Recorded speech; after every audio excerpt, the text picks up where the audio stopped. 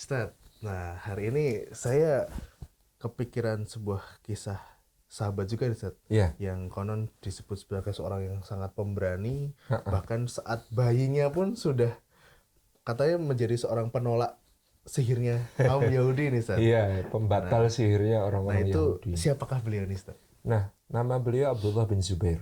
Baik, Abdullah bin Zubair ini istimewa karena dari garis ibu dia adalah cucunya Abu Bakar As-Siddiq, cucu Abu Bakar. putra dari Asma binti Abu Bakar.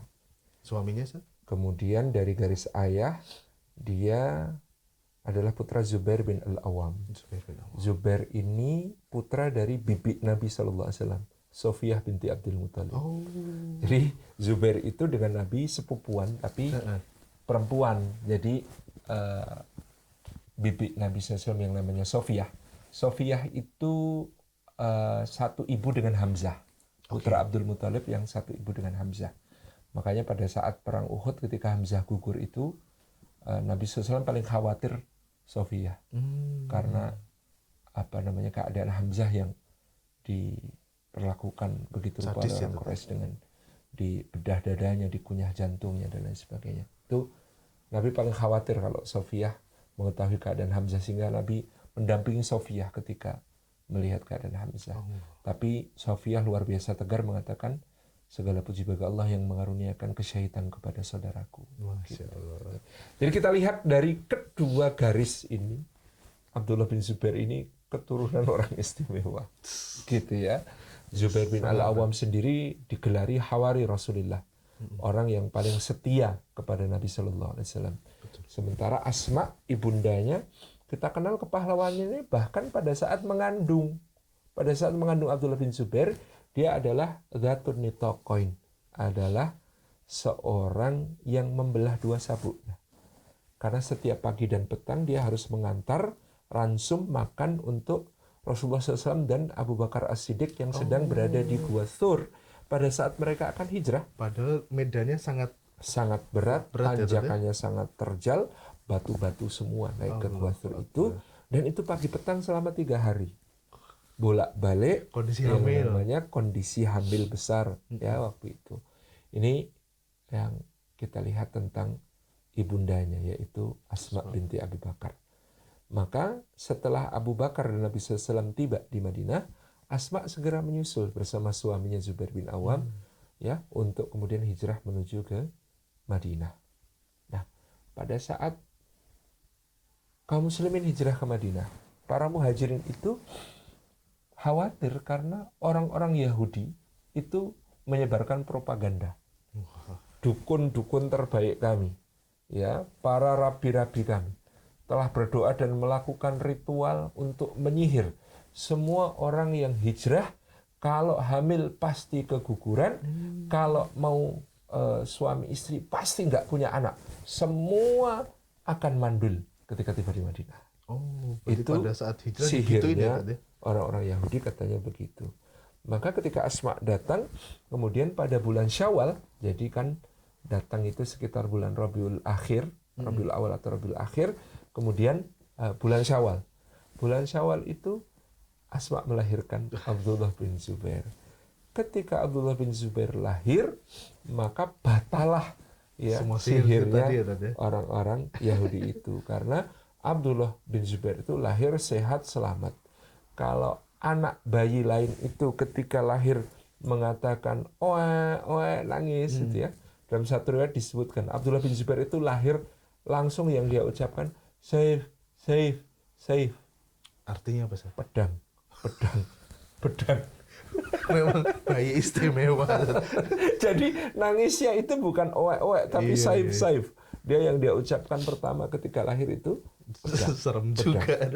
Jago. Itu Abdullah bin Zubair, dan dia tumbuh sebagai anak kecil, termasuk anak yang diakrabi oleh Rasulullah, disayangi Rasulullah SAW. Jadi ketika itu Rasulullah kan suka bariskan anak-anak kecil untuk diajak bermain. Jadi ada Abdullah bin Zubair, ada Usamah bin Zaid, ada Hasan dan Husain tentu saja, ada Abdullah bin Abbas, ya kecil-kecil ini bocah-bocah kecil semua gitu ya. Bocil-bocil. Kemudian ada Abdullah bin Umar gitu ya. Ada ini Abdullah bin Ja'far. Gitu. Kalau dijejer-jejer gitu ya, bocil-bocil ini kemudian oleh Nabi SAW, ayo sekarang kita lari. Siapa yang bisa nangkap aku dapat hadiah, itu ya, menggambarkan akrabnya Rasulullah sama anak kecil. Lari mereka ngejar Nabi SAW. Nah kalau Hasan Husain itu nubruknya itu dada Rasulullah, depan belakang dipeluk begini. Kalau Usamah bin Zaid itu tangannya Rasulullah SAW. Yang namanya Abdullah bin Zubair itu memang beda. Dia lari loncat, yang dipeluk itu kepalanya Rasulullah. Memang lain dari yang lain. Jadi dia itu yang dipegangi kepala Rasulullah SAW. Sehingga Nabi SAW mengatakan semua dapat hadiah, semua dapat hadiah. Jadi kalau Usamah sama Ibnu Abbas itu tangan, ada yang pegang kaki, ada itu. Kalau ya mungkin kalau Abdullah bin Umar udah agak besar, dia nggak berani. Sungkan dan lebih sopan gitu. Jadi yang dipegang itu kaki. Abdullah bin Zubair itu loncat naik ke atas, yang dipegang kepala gitu ya. Itu kisah tentang masa kecil. Termasuk dia pemberaninya itu ya pada suatu hari kan Umar bin Khattab itu kan anak-anak kecil takut. Ya. Jadi kalau Umar lewat itu anak-anak kecil yang pada bermain bubar itu masuk ke rumah atau meluk ibunya. Nah ada anak-anak lagi bermain, Umar lewat, luanya bubar. Abdullah bin Zubair tetap di situ mandangin gitu, ngeliatin. Kemudian Umar tanya, kenapa kamu tidak lari melihat aku? Anak-anak yang lain lari. Kalau aku tidak punya salah, kenapa aku harus lari? Abdullah bin Zubair gitu. Anak kecil berani sama Umar. Kalau aku tidak punya salah, kenapa aku harus lari? Karena Umar itu tinggi besar, gede badannya, dan mukanya itu setting mukanya sangar itu. Memang setting muka tegas dan bukan yang ramah gitu, mesam-mesam itu kan bukan. Umar itu sama anak kecil juga tetap keren gitu loh mukanya itu. Jadi anak-anak kecil takut itu wajar ya. Abdullah bin Zubair itu kenapa aku harus lari kalau aku nggak punya salah gitu ya. Itu Abdullah bin Zubair, dan dia selalu menyertai ayahnya di dalam setiap peperangan gitu ya bersama Nabi Shallallahu Alaihi Wasallam, dan juga kemudian di masa berikutnya di masa para khalifah dia menjadi seorang yang sangat pemberani, dia menjadi seorang yang sangat luar biasa di dalam pengabdiannya untuk Islam.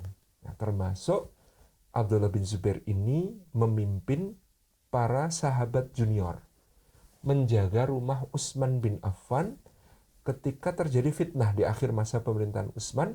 Banyak dari Mesir, dari Kufah, dari Basrah, dari Syam, dari berbagai negeri itu pada datang ke Madinah untuk protes. Itu termasuk salah satu kisah ya fitnah di masa Sayyidina Utsman, karena beredar surat-surat gelap ya bahwa penduduk Kufah akan begini dan lain sebagainya. Utsman akan menindak orang-orang yang begini, macam-macam lah.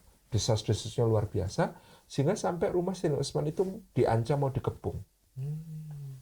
Maka Abdullah bin Zubair, Al-Hasan bin Ali, Al-Husain, kemudian ada Abdullah bin Abbas gitu ya. Yang tadi bocil-bocil itu kemudian berkumpul dikomandoi Abdullah bin Zubair, mereka menjaga rumah Utsman.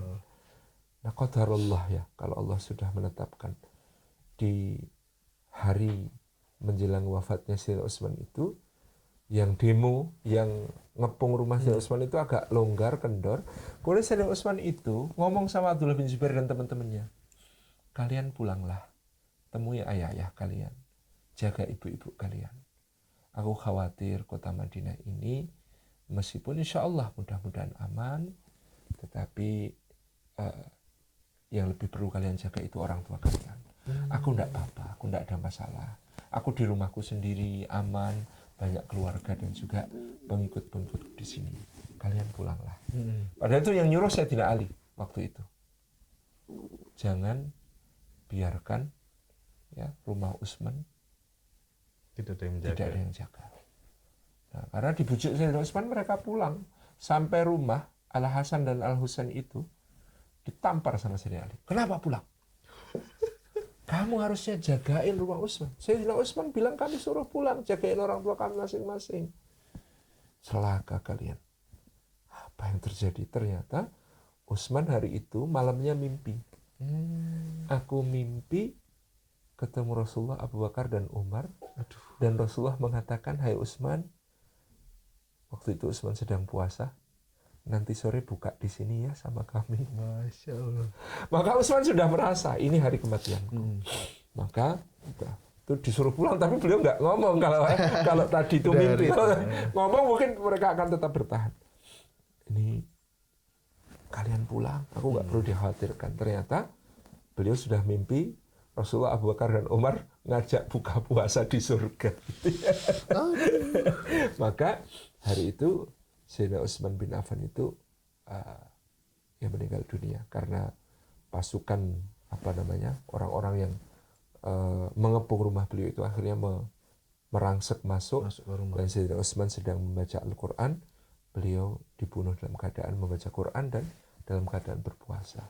Allah. Ya, luar biasa. Jadi waktu itu kan masa-masa gelap, masa-masa sedih, masa-masa penuh fitnah.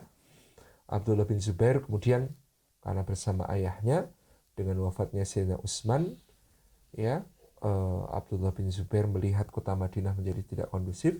Dia menghubungi Thalhah radhiyallahu anhu. Ini kita harus selamatkan keluarga Nabi sallallahu alaihi wasallam. Maka mereka mengawal Sayyidah Aisyah waktu itu dan istri-istri Nabi yang lain untuk meninggalkan Madinah menuju ke kota Basrah. Karena orang-orang Basrah itu ketika Sayyidina Utsman masih hidup pun mengatakan, kami itu kalau nanti ada pemilihan khalifah lagi kami akan pilih Zubair dan Thalhah. Gitu. Maka Sayyidina Zubair dan Thalhah ini perginya ke kota Basrah mengamankan Ummahatul Mukminin, istri Nabi SAW. Nah, Abdullah bin Zubair menyertai mereka. Kemudian pada saat itu di Madinah, karena keadaan yang sangat kacau dengan meninggalnya Sayyidina Utsman, Sayyidina Ali bin Abi Thalib itu didatangi oleh rombongan-rombongan banyak orang. Nah, nyari sahabat lain sudah pada nggak ada. Ini tinggal Sayyidina Ali yang senior ada di sini.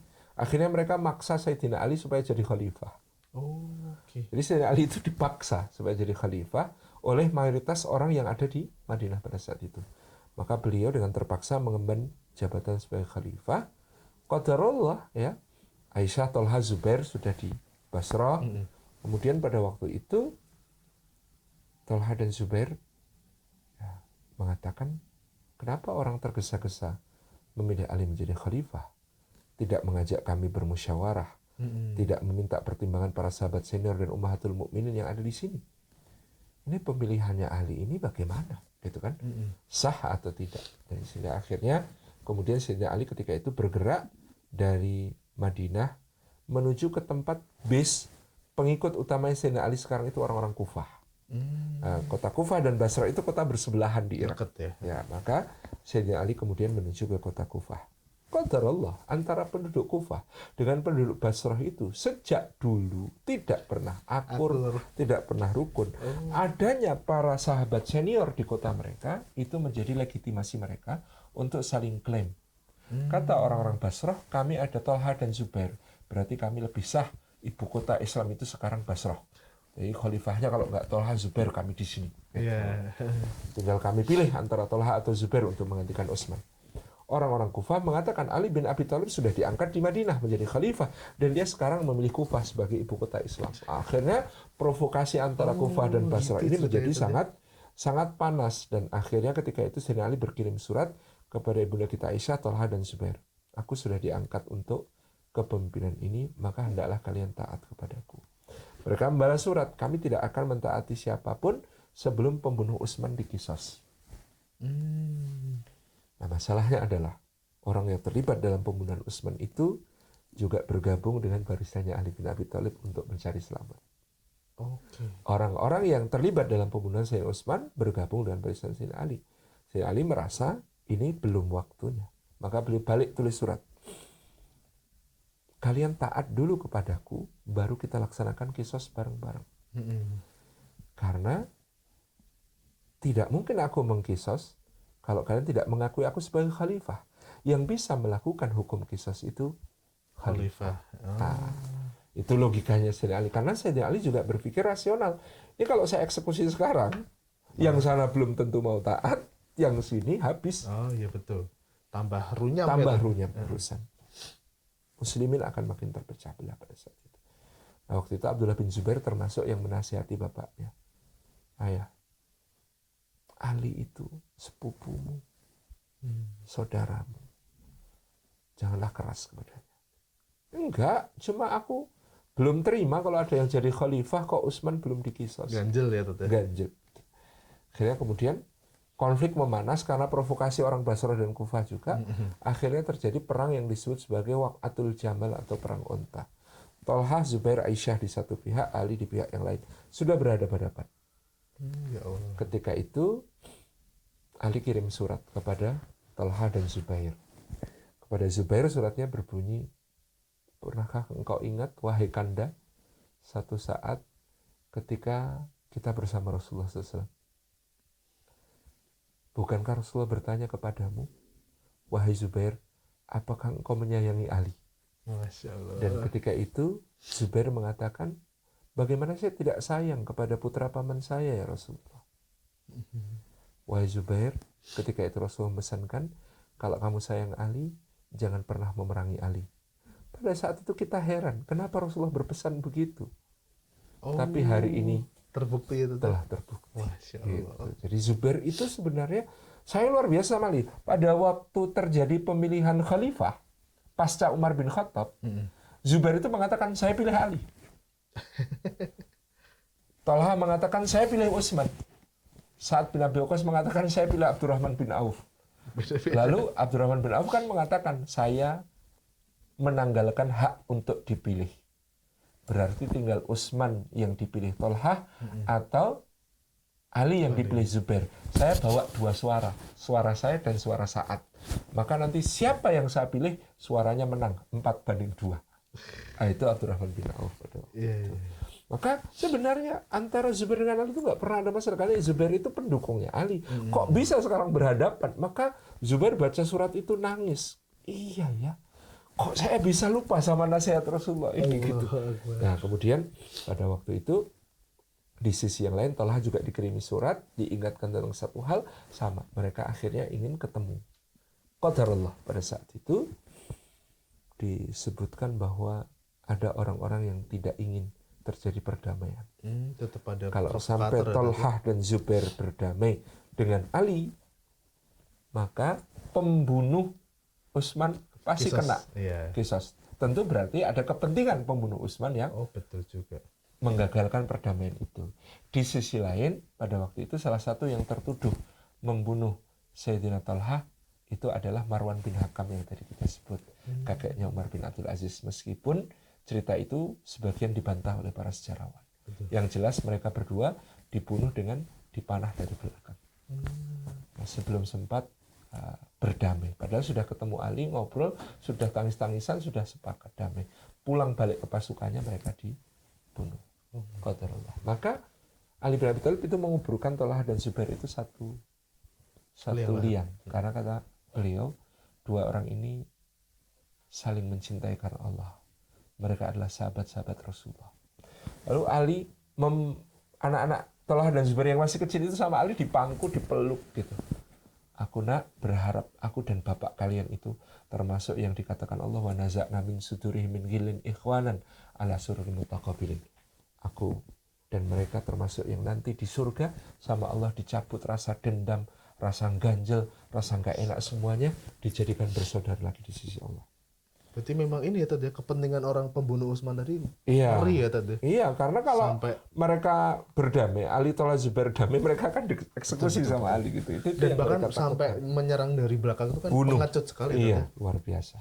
Maka akhirnya Abdullah bin Zubair bergabung dengan Sayyidina Ali bin Abi Thalib sejak saat itu, dan kemudian dengan Al Hasan dan Al Husain semakin akrab, semakin dekat, karena mereka kan bawahnya sepupu itu apa? Nak sanak, bawahnya nak sanak itu nak sanes.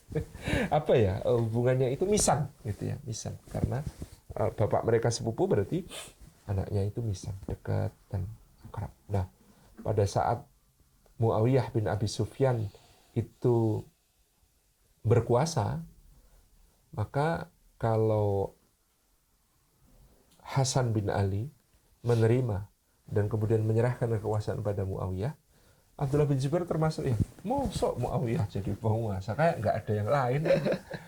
Maka suatu hari apalagi terjadi satu peristiwa. Abdullah bin Zubair punya kebun di dekat kota Mekah. Di kebun itu dia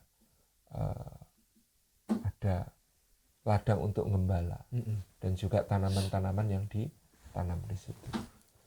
Suatu hari unta-untanya Muawiyah itu, penggembalanya lalai, untanya masuk ke kebunnya Abdullah bin Zubair. Sampai memakan tanamannya Abdullah bin Zubair. Maka Abdullah bin Zubair kirim surat. Suratnya keras. Dari Abdullah bin Zubair, putra Hawari Rasulullah, putra Datun Nitaqain yang bersabuk dua untuk membela Nabi SAW. Kepada Muawiyah bin Abi Sufyan, anaknya musuh Allah, dan anaknya wanita yang mengunyah-unyah jantungnya Hamzah. Aduh. Keras atas surat itu. Keras sekali. Ketika itu kemudian dia menulis, budakmu lalai sehingga unta-untamu masuki kebunku. Kalau kamu tidak bertindak atas mereka, maka aku yang akan bertindak sendiri. Gitu. Abdullah bin Zubair suratnya begitu. Ketika surat itu dibaca sama Muawiyah, Muawiyah senyum kecut gitu. Terus anaknya Yazid diajak, Yazid, kamu baca surat ini. Yazid begitu baca suratnya Abdullah bin Zubair mengatakan, siapkan pasukan, aku yang akan membunuhnya sendiri. Gitu. Kata Yazid emosi gitu. Enggak. Orang ini bukan begitu caranya menghadapi dia. Maka kemudian Muawiyah menulis surat balasan. Bismillahirrahmanirrahim dari Muawiyah bin Abi Sufyan. Memang Muawiyah itu politisi ulung. Tahu bagaimana memperlakukan orang. Kepada Abdullah bin Zubair, putra Hawari Rasulullah, putra dari Asma binti Abi Bakar Datun Nitaqain, cucunya Abu Bakar As-Siddiq yang mulia, cucu Sofiyah bibi kesayangan Rasulullah. Puji habis-habisan sama Muawiyah. Dari Muawiyah bin Abi Sufyan, hamba Allah yang lemah, anak Abu Sufyan yang dibebaskan di Mekah dari dosa-dosanya di masa lalu. Dan merendahkan diri ya. Dan juga anaknya Hindun yang telah didoakan oleh Rasulullah agar dimaafkan dosa-dosanya setelah dahulu khilaf dan menyakiti Hamzah. Gitu. Jika surat ini telah sampai kepadamu, maka sesungguhnya semua untaku dan budak-budak yang menjadi penggembalanya adalah hakmu. Kuserahkan kepadamu sebagai hadiah dan permintaan maafku. Semoga engkau ridho. Politisi banget itu. Memang luar biasa. Abdullah bin Zubair baca itu langsung. Siapkan perjalanan. Kita ke Damaskus. Mau ngapain? Aku mau ketemu Muawiyah. Ketemu Muawiyah. Begitu masuk ruangannya Muawiyah, maka Abdullah bin Zubair itu datang meluk Muawiyah, ngecup ubun-ubunnya dan ngelus jenggotnya. Itu tanda orang Arab ridho sama orang lain dan akrabkan. Kemudian mengatakan, engkau memang layak menjadi pemimpin umat. Wassalam. Pulang lagi ke Mekah. Jadi datang tuh begitu. Ini hebatnya Muawiyah bin Abi Sufyan, dia tahu cara memperlakukan orang. Padahal tadi Abdullah bin Zubair marah-marah. Kontra ya tadi. Marah-marah. Akhirnya jadi pendukung. Pulang ke Mekah. Tapi begitu Muawiyah meninggal, Yazid diangkat Muawiyah jadi pengganti kan. Diwasiatkan nanti saya digantikan anak saya Yazid bin Muawiyah. Abdullah bin Zubair di Mekah dengar itu. Kalau Muawiyah sih oke. Kalau anaknya Yazid, dia orang terakhir dari antara semua kaum muslimin yang berhak jadi khalifah. Jadi kalau semua kaum muslimin sudah mati semua, baru dia layak jadi khalifah. Abdullah bin Zubair begitu. Maka ketika itu Abdullah bin Zubair memproklamasikan diri menjadi khalifah. Yazid, no, aku khalifahnya. Itu yang membuat itu ada apa? Perasaan seperti itu kenapa, Ted? Ya kalau dihitung hak-hakan lebih berhak aku kata Abdullah bin Zubair, kan memang dia pemberani. Iya. Nah, maka kemudian Abdullah bin Zubair memproklamasikan diri menjadi khalifah di kota Mekah. Ibu kotanya Mekah. Dan waktu itu yang berbaiat pada Abdullah bin Zubair itu Mekah, Madinah, Yaman dan daerah-daerah sekitarnya. Sementara pada saat itu Mesir, kemudian negeri Syam, Irak itu masih berada di kekuasaannya Yazid. Jadi ketika itu ada dua khalifah. Untuk pertama kali dalam sejarah Islam ada dua khalifah. Ya, meskipun dulu pernah terjadi Hasan dan Muawiyah, tapi ini lebih clear. Jadi kalau waktu Hasan jadi khalifah, diangkat Ali, kemudian ada Muawiyah berkuasa itu, saling menghormati dan kayak, ya beliau juga khalifah kok, ya beliau aja nggak apa-apa, beliau gitu, itu saling menghormati. Kalau ini sudah petentengan semua, ya Yazid juga, Abdullah bin Zubair, sakarepe, aku yang sah, ibu kotanya itu sini, Damaskus. Nah, sementara sini Abdullah bin Zubair mengatakan dia orang terakhir yang layak jadi khalifahnya aku. Maka kemudian Abdullah bin Zubair memimpin kota Mekah pada saat itu. Nah, pada saat itu salah satu yang menjadi penasihat dari Abdullah bin Zubair itu ada Abdullah bin Abbas dan ada juga Abdullah Husain bin Ali bin Abi Thalib.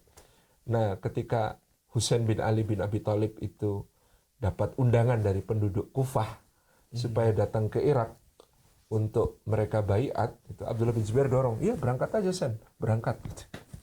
Kata Ibnu Abbas waktu itu, kamu ngawur. Masa Husain suruh berangkat ke sana? Husain kalau ke sana nggak akan balik ke kita. Udah tahu sendiri orang Irak tuh kayak apa. Orang Irak itu khianat. Kak, bapaknya saja dikhianati, kok apalagi Husainnya, kata Abdullah bin Abbas. Itu memang cerdas sekali orang itu. Kata, sampai kemudian Abdullah bin Abbas nuduh Abdullah, jangan-jangan kamu gitu ya. Husain tak suruh berangkat karena kamu tahu dia akan dibunuh di sana, sehingga kamu nggak ada saingan jadi khalifah di sini. Gitu. Ibnu Abbas kalau ngomong juga kan belak-belakan gitu. Enggak lah kali gitu. Ya aku ridho saja kalau Husain itu mimpin Irak, biar kita sama-sama nanti kerjasama. Kalau Irak bisa kita kuasai bareng, kita bisa ngalahin Yazid gitu. Itu katanya Abdullah bin Zubair kan begitu. Jadi katanya sampai Ibnu Hasan, sengaja ya kamu. Kalau Husain ke Irak pasti nanti ada apa-apa, biar kamu nggak ada saingan. Tobat. Jadi gitu.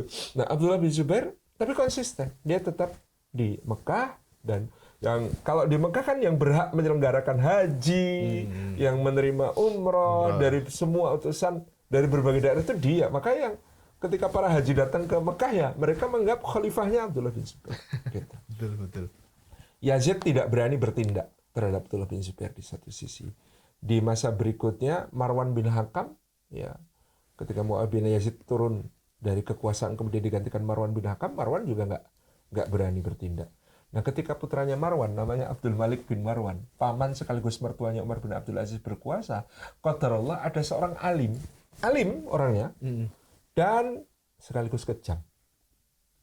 Gimana? Namanya Al-Hajjaj bin Yusuf As-Saqafi, menghadap kepada Abdul Malik bin Marwan. Kemudian mengatakan, jenengan puas jadi khalifah kok cuma separuh kayak begini.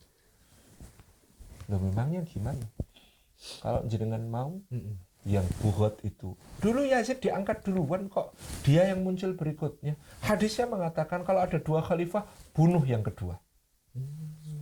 Hak Anda sebagai pewaris khalifah yang sah untuk membunuh dia. Wah, nggak berani saya. Serahkan pada saya. Tapi nanti kalau saya berhasil, serahkan Irak pada saya. Kata Abdul Malik bin Marwan, terserah engkau. Aku tidak ikut-ikut. Maka Hajjaj bin Yusuf mimpin pasukan Bani Umayyah menyerbu ke Mekah. Mengepung kota Mekah. Kota Mekah dikepung dengan manjanik. Di alat pelontar batu yang luar biasa itu. Untuk nyerang Ka'bah sampai Ka'bah turun tuh. Dan pada saat itu orang menyaksikan betapa luar biasanya Abdullah bin Zubair itu ahli ibadah, zahid, abid. Beliau lagi sholat. Peluru manjanik itu sudah kena bajunya, brok di samping. Noleh enggak, sholat terus sampai selesai. Masya Allah. Jadi kekhusyuannya dalam sholat itu luar biasa. Abdullah bin Zubair ini, kemudian ketika keadaan sudah terdesak pada saat itu, dia masih punya pasukan elit. Itu ada 400 orang pasukan elit pemanah hebat yang ada di sisinya. Qadarullah, pemanah-pemanah hebat yang ada di sisi Abdullah bin Zubair ini saat-saat ngobrol-ngobrol. Ketika mereka ngobrol-ngobrol, mereka ini ngomong, ini fitnah-fitnah zaman sekarang ini kayaknya gara-garanya itu dari zaman Utsman. Utsman yang salah. Utsman tuh gini, nggak kayak Sayyidina Umar gini. Makanya keadaan jadi kacau. Dengar Utsman dijelek-jelekin, Abdullah bin Zubair bilang, bubar semua. Aku tidak butuh bantuan orang yang menghina Utsman. Bubar kalian semua. Wahai Amirul Mukminin, kenapa kami dibubarkan? Ini kita lagi genting. Kami yang akan bisa mempertahankan kota Mekah dari serangannya Hajjaj dan kawan-kawan. Demi Allah, kata Abdullah bin Zubair, kalau memang aku harus mati, biarlah aku mati karena Allah, tapi jangan kalian pernah menghina Utsman. Akhirnya mereka pun membubarkan diri. Abdullah bin Zubair tinggal sendirian. Ketika itu dia menghadap ibunya, Asma binti Abi Bakar. Ibu, aku akan menghadapi Al-Hajjaj bin Yusuf. Ku dengar ibu sudah bertemu dengannya. Aku sudah bertemu dengannya, nak. Dia mau menghinakan aku dan menghinakan kamu. Tapi dia tidak dapat berbicara di depan ibumu ini. Asma kan sudah sepuh, Pak. 100. Waktu itu usia Asma sekitar 100 tahun lebih. Dan Abdullah bin Zubair itu sudah 80 tahunan. Tapi hubungan mereka sebagai ibu dan anak itu luar biasa dekatnya. Dan pada saat itu dikatakan oleh Asma katanya, aku akan membunuh anakmu, kata Hajjaj. Kamu bisa merusak dunianya, tapi dia akan merusak akhiratmu.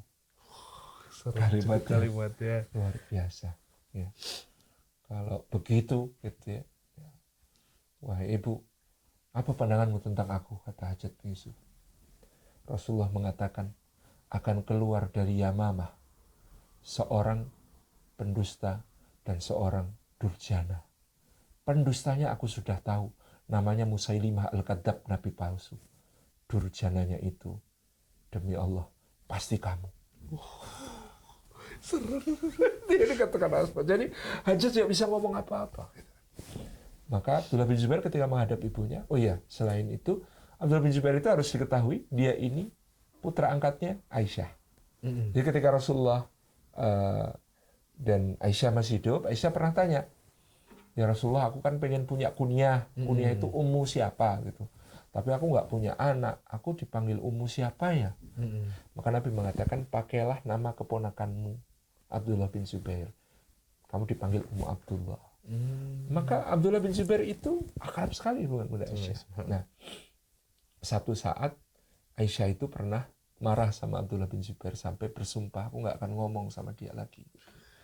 Nah, maka kemudian satu hari ketika murid-muridnya Aisyah belajar ngaji sama beliau, Abdullah bin Zubair nyusup gitu ya. Siapa di luar kami? Silakan masuk. Kemudian ketika sudah masuk, Abdullah bin Zubair, Bunda, aku datang meminta maaf. Celaka kamu, kenapa kamu ada di sini? Aku jadi melanggar sumpahku untuk tidak bicara denganmu. Kemarilah, akhirnya dimaafkan sama Aisyah.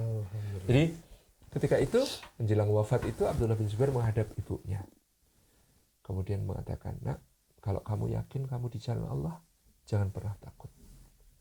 Mati itu bagi seorang mukmin justru perpindahan ke tempat yang lebih baik. Abadi. Kamu sekarang tua, tulangmu sudah rapuh, tubuhmu sudah udur. Tapi nanti kalau kamu mati, bertemu Rasulullah SAW, bertemu dengan ayahmu, kamu akan mudah kembali. Kamu akan sehat kembali. Maka jangan takut. Kemudian Abdullah bin Zubair itu meluk ibunya. Ketika meluk ibunya, ini apa nak? Kamu ini pakai apa? Baju besi, Bunda, untuk aku berperang. Kayak gini nih malah memberatkan, nyusahin kamu jadi nggak lincah. Dan katanya kamu mau cari syahid, mati. Iya Bunda, kalau begitu lepas ini. Nggak usah pakai baju besi. Gantinya, pakailah celana rangkep. Supaya auratmu tidak terbuka meskipun kamu terbunuh. Jadi dia nasihati, nggak usah pakai baju besi, tapi pakai celana rangkep aja biar kalaupun kamu terbunuh, kamu tidak terbuka aurat. Baik Bunda, betul. Mangqadarullah, hari itu Abdullah bin Zubair meninggal tepat di Multazam. Masya Allah. Dibunuh di depan Ka'bah. Ka'bahnya hancur oleh Hajjaj bin Yusuf As-Saqafi, si penjahat ini. Abdullah bin Zubair ini jasadnya digantung di Masjidil Haram. Qadarullah wa masya Allah, 3 bulan digantung. Tambah hari, baunya tambah harum. Masya Allah. Tambah semerbak. Sehingga akhirnya Hajjaj begitu dilapori karena dia sudah balik ke Irak, itu nanti jadi pemberontakan lagi karena jasadnya Abdullah bin Zubair itu makin hari makin harum, makin hari makin harum. Orang-orang makin yakin dia itu walinya Gusti Allah, sampeyan yang salah gitu. Waduh, kalau begitu kata Hajjaj bin Yusuf, turunkan segera kuburkan di mana. Itu kemudian diturunkan Abdullah bin Zubair itu. Ya itu salah satu kisah kelam dalam sejarah Islam. Ada tokoh namanya Hajjaj bin Yusuf yang nanti ketika dia meninggal, Umar bin Abdul Aziz dan Hasan al-Basri itu sujud syukur gitu. karena meninggalnya Hajjaj bin Yusuf. Kata Umar bin Abdul Aziz itu, kalau semua bangsa dan semua umat datang pada hari kiamat dengan membawa penjahat mereka masing-masing dan bangga dengan penjahatnya, dengan rekor-rekor penjahatnya, nah, kita Bani Umayyah ini bawa Hajjaj bin Yusuf, kita bisa ngalahkan semua. Saking buruknya. Saking jahatnya. Ya Ya, Allah. kira-kira konon yang dibunuh oleh Hajjaj bin Yusuf itu 200.000 kaum muslimin. 120.000 dibunuh di medan perang atau dieksekusi, 80.000 itu mati dipenjarakan oleh dia. Jadi yang luar biasa lagi zaman itu. Hajjaj bin Yusuf ketika mau mati, kalimat terakhirnya apa tahu nggak? Ya Allah, mereka berburuk sangka kepadamu, mengatakan aku tidak akan engkau ampuni. Sedangkan aku berbaik sangka kepadamu bahwa engkau maha pengampun atas semua dosa-dosaku. Kayak gitu. Tapi nanti Umar bin Abdul Aziz itu kan mimpi. Setelah Hajjaj mati itu mimpi. Dan mimpi itu bikin dia sujud syukur. Dia bermimpi di akhirat melihat Hajjaj dikisos Allah sebanyak pembunuhan yang dilakukan, tapi habis itu diampuni dan masuk surga. Kata Umar bin Abdul Aziz, ini berita gembira untuk semua orang beriman. Kalau Hajjaj saja diampuni Allah, maka kita semua insya Allah diampuni Allah. Masya Allah, Masya Allah. Itu ya, maksudnya Hajjaj yang bunuh Abdullah bin separah itu, Zubair, ya. yang bunuh para sahabat mulia, yang bunuh para ulama, itu diampuni Allah. Apalagi kita. Apalagi kita. Itu yang luar biasa dari kisah Abdullah bin Zubair. Ya, kekasih Allah yang ya ketika lahir mengatakan Saif, tak takut sama Umar, dan ketika akhir hayat jasadnya harum semerbak mewangi sampai 3 bulan setelah kematian. Masya Allah, Abdullah bin Zubair. Nah, ini menjadi sebuah kisah yang semakin mewarnai Ramadan kita ini. Betul, dan betul. membuat kita juga tadi ada musuhnya Hajjaj bin Yusuf yang kita menjadi optimis bahwa orang sejahat itu saja itu masih diampuni. Tapi dikisos dulu sama Allah gitu ya. Serem. Tebus dulu semua dosanya. Iya. Baik, Masya Allah, semoga ini menjadi penyemangat buat kita teman-teman semua yang dirahmati Allah untuk terus mempelajari dan mengambil hikmah dari para orang-orang saleh di bulan Ramadan ini. Simak terus kisah orang-orang saleh di bulan Ramadan di Saf channel ini. Ya, oke. Assalamualaikum warahmatullahi wabarakatuh.